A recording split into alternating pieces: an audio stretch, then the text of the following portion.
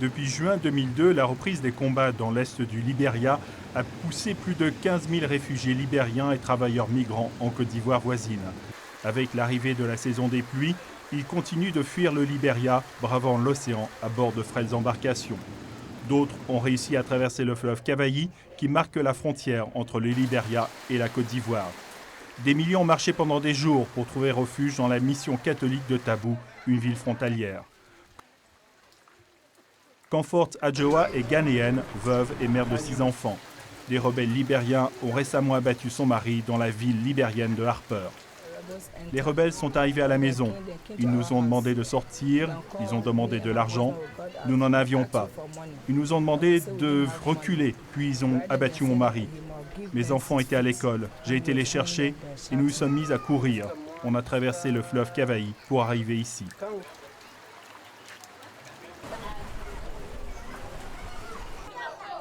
Elita Epeme est également ghanéenne. Elle est épuisée et veut être rapatriée.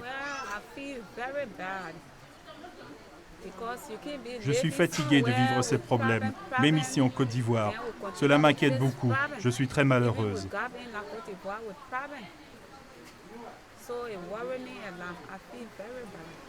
Les tensions dans l'ouest de la Côte d'Ivoire entre populations locales et travailleurs migrants venus essentiellement du Burkina Faso, de Guinée et du Mali, employés dans les plantations de café et de cacao, ne datent pas d'hier, mais elles ont été exacerbées par les récents événements au Libéria voisin.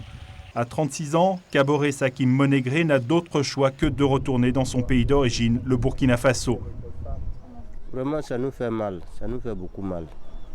Parce que faire un travail de 15 ans, même si tu es embauché avec quelqu'un, il va te payer par mois, tu ne payes pas. Mais nous, on a payé le terrain. D'autres ont payé 100 000 francs par hectare, jusqu'à 10 hectares, 15 hectares. 100 000 francs multipliés par ça, et puis tu vas partir. Tu vas faire 15 ans de travail, tu vas partir zéro.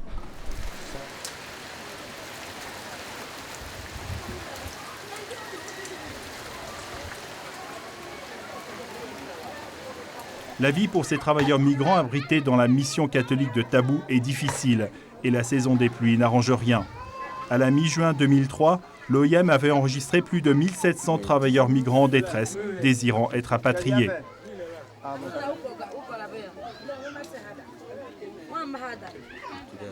Pour s'assurer du bon déroulement de l'opération de retour, l'OIM prend également en charge le suivi médical des rapatriés. Viviane Bampo est infirmière à l'OIM et responsable des opérations pour l'Afrique de l'Ouest.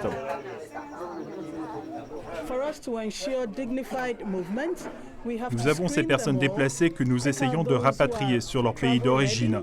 Pour garantir leur retour dans les meilleures conditions possibles, nous devons leur faire passer un examen médical pour s'assurer qu'elles sont à même de supporter le voyage. Ceux qui ont des problèmes médicaux seront pris en charge par l'OIM. Une fois stabilisés, ils pourront partir. Du personnel médical de l'OIM sera également du voyage pour les accompagner. Nous devons connaître les besoins de ces personnes pour bien les prendre en charge.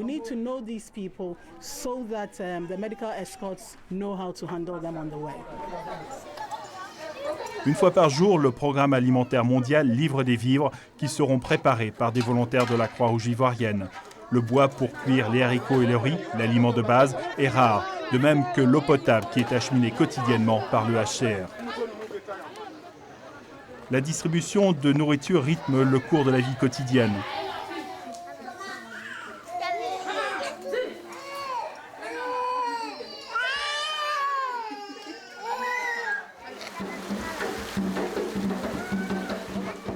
Régulièrement, des jeunes Ivoiriens du collège de Tabou rendent visite aux familles qui vivent entassées dans des conditions précaires.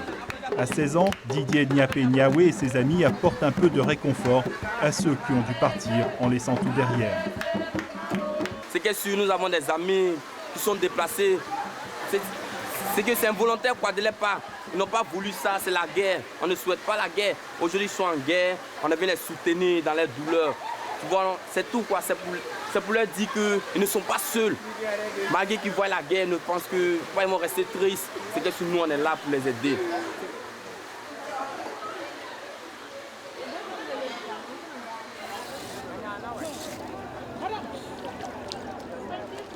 Le jour du départ est arrivé. Quelques maigres possessions sont soigneusement empaquetées et embarquées à bord des bus de l'OIM.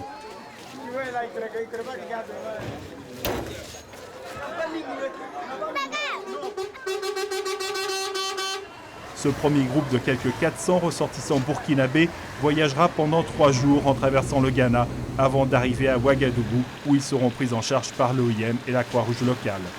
Le voyage sera long et difficile, mais tous ont décidé que pour l'heure, leur avenir se trouve au Burkina Faso.